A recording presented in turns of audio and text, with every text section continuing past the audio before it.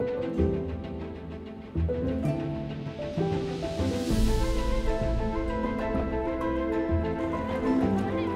taldea nirekin. Bueno, ongi etorria gure eskolara. Hau, gure eskola da, aste honetan, zuen eskola bai. Hiru proiektuak gela berdinean egongo zarete. Ados?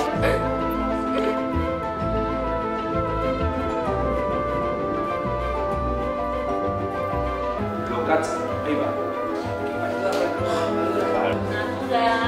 Dibitza eta zer gehiago esan duzue? Egiteko, parkak egiteko, basoak ere badaudela, orduak egiteko, abeltza itxareko, eta zer aurkitzen.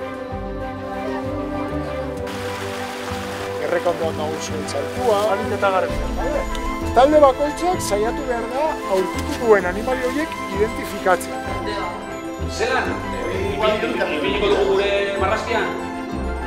Hor egon ziren animaliak eta landariak, zer? Zelan duguratzen dugu ez batek? Lurrean, bai aurkituko ditugu igual, borretan. Zuaitz bat, bale? Venga.